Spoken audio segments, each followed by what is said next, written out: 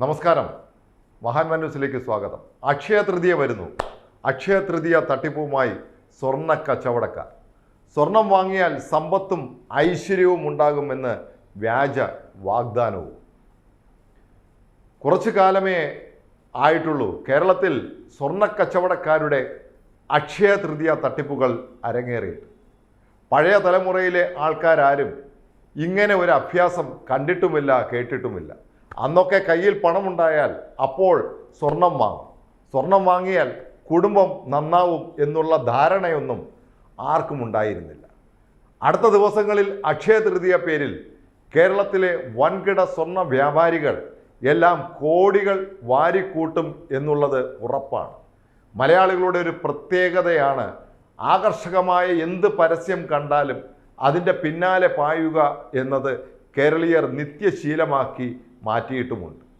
ഹൈന്ദവ പുരാണങ്ങളെ പറഞ്ഞുകൊണ്ടാണ് അക്ഷയ തൃതീയ പദ്ധതിയുമായി സ്വർണ്ണ വ്യാപാരികൾ രംഗത്ത് വരുന്നത്. അക്ഷയ തൃതീയ നാളുകളിൽ സ്വർണം വാങ്ങിയാൽ സ്വർണത്തോടൊപ്പം ഓരോരുത്തരുടെയും വീടുകളിലേക്ക് സമ്പത്തും ഐശ്വര്യവും പുറകെ വരും എന്നാണ് സ്വർണ്ണ വ്യാപാരികളുടെ പരസ്യ വാഗ്ദാനം. സ്വർണം വാങ്ങി സമ്പന്നനായ ഏതെങ്കിലും ഒരുത്തൻ്റെ കഥ നമ്മളാരും കേട്ടിട്ടുമില്ല. ഇവിടെ യഥാർത്ഥത്തിൽ സംഭവിക്കുന്നത് എന്താണ്? നാട്ടുകാർ ഓടിക്കൂടി സ്വർണം വാങ്ങുന്നു. ചിലപ്പോൾ കടം വാങ്ങി ആ പണം വരെ ഇതിനായി ഉപയോഗിക്കുകയും ചെയ്യുന്നു. ഫലത്തിൽ സ്വർണ്ണ കച്ചവടക്കാരൻ സമ്പന്നനാവുകയും അവന് ഐശ്വര്യമുണ്ടാവുകയും ചെയ്യും. സ്വർണം വാങ്ങിയവൻ ദരിദ്രനും ആയിത്തീരുന്ന ഒരു സംഭവമാണ് ഇവിടെ സംഭവിക്കുക. ഹൈന്ദവ പുരാണങ്ങളിൽ അക്ഷയ തൃതീയ പരാമർശിക്കപ്പെടുന്നുണ്ട്. എന്നാൽ ഈ പരാമർശനങ്ങളിൽ സ്വർണ്ണ കച്ചവടക്കാരുടെ തന്ത്രമൊന്നും ഒരിടത്തും കാണാൻ കഴിഞ്ഞില്ല. പുരാണങ്ങളിലെ ഒരു കഥാഭാഗം ഇങ്ങനെയാണ്.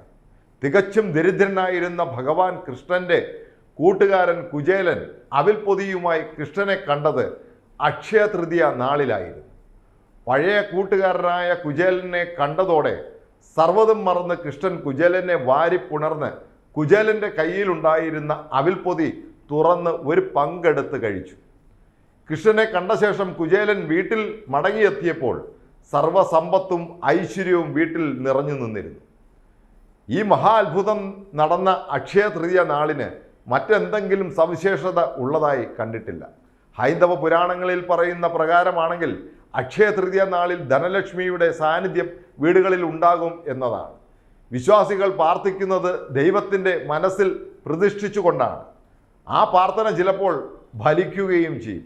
ആ ഫലമാണ് നന്മയായി അനുഭവപ്പെടുക. അതിനു പകരം കേരളത്തിലെ സ്വർണ്ണക്കച്ചവട മുതലാളിമാരുടെ മുഖം മനസ്സിൽ കണ്ട് അവരെ പ്രാർത്ഥിച്ചാൽ ഐശ്വര്യമല്ല പരമനാശമായിരിക്കും ഉണ്ടാവുക. സാധാരണ ഹിന്ദുമത വിശ്വാസികളുടെ മുമ്പിൽ പല ആഘോഷങ്ങളും ആചാരങ്ങളും വർഷം തോറും കടന്നു വരാറുണ്ട്. തിരുവാതിരയും വിഷുവും ശിവരാത്രിയും അഷ്ടമി രോഹിണിയും ഒക്കെ ഓരോരോ ദൈവങ്ങളുടെ പേരിൽ വിശ്വാസികൾ ആചരിച്ചു വരുന്ന ആഘോഷങ്ങൾ കൂടിയാണ്. ഇവിടെ ഒന്നും സ്വർണം വാങ്ങി കുടുംബം രക്ഷപ്പെടുത്താം എന്ന ഒരു സന്ദേശവും ഒരു ദൈവവും ചരിത്രത്തിൽ ഒന്നും പറഞ്ഞിട്ടുമില്ല. അക്ഷയ തൃതീയ കൊണ്ട് ആകെ നേട്ടം ഉണ്ടാകുന്നത് കേരളത്തിലെ നൂറുകണക്കിന് വരുന്ന സ്വർണ്ണ വ്യാപാരികൾക്കാണ്. 17,000 കോടിയിലധികം രൂപയ്ക്കുള്ള സ്വർണം കഴിഞ്ഞ വർഷത്തെ അക്ഷയ തൃതീയ നാളുകളിൽ വിൽപ്പന നടന്നു എന്നാണ് പറയപ്പെടുന്നത്. ഈ വർഷം സ്വർണ്ണ വിൽപ്പന കുത്തനെ കൂടി നിൽക്കുന്നതുകൊണ്ട് വിൽപ്പന സംഖ്യ കഴിഞ്ഞ വർഷത്തേക്കാൾ വലിയ തോതിൽ വർദ്ധിക്കാനാണ് സാധ്യത. അതിനുവേണ്ട പ്രചരണവും പരസ്യവും മോഹന വാഗ്ദാനവും ഇപ്പോൾ തന്നെ സ്വർണ്ണ കച്ചവടക്കാർ നടത്തുന്നുമുണ്ട്. എന്തിനും ഏതിനും മോഹിച്ചുകൊണ്ട് പുറകെ ഓടുന്ന മലയാളികൾക്ക് അക്ഷയ തൃതീയ കച്ചവടത്തിൻ്റെ പിന്നിലെ തന്ത്രങ്ങൾ തിരിച്ചറിയാതെ പോകുന്നു എന്നതാണ് ഖേദകരമായ ഒരു കാര്യം. ഓണക്കാലത്തും ക്രിസ്മസ് കാലത്തും ഒക്കെ പലതരത്തിലുള്ള ഇളവുകളും പ്രഖ്യാപിച്ച് എല്ലാത്തരം കച്ചവടക്കാരും രംഗത്ത് വരാറുണ്ട്. ഒന്നെടുത്താൽ മറ്റൊന്ന് ഫ്രീ തുടങ്ങിയ വാഗ്ദാനങ്ങളാണ് ഈ അവസരങ്ങളിൽ വരാറുള്ളത്.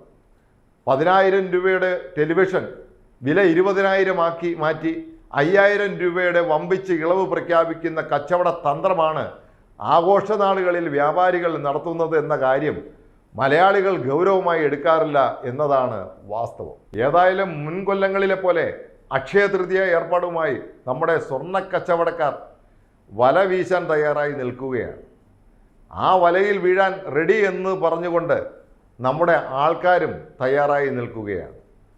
പറഞ്ഞു കേൾക്കുന്ന കണക്കുകൾ പ്രകാരം ഏറ്റവും ലാഭകരമായ ഒരു ബിസിനസ്സാണ് സ്വർണ്ണാഭരണ വ്യാപാരം. ഒരു ഉപഭോക്താവ് സ്വർണം വാങ്ങുമ്പോഴും സ്വർണം തിരികെ വിൽക്കുമ്പോഴും ലാഭം ലഭിക്കുക സ്വർണ്ണ കച്ചവടത്തിനാണ്. വാങ്ങിയാലും വിറ്റാലും നഷ്ടം സഹിക്കേണ്ടി വരുന്നത് ഉപഭോക്താവ് മാത്രമാണ് എന്ന കാര്യം എല്ലാവരും സൗകര്യപൂർവ്വം മറച്ചുവെക്കുന്നു എന്നതും ഒരു സത്യമാണ്. നന്ദി.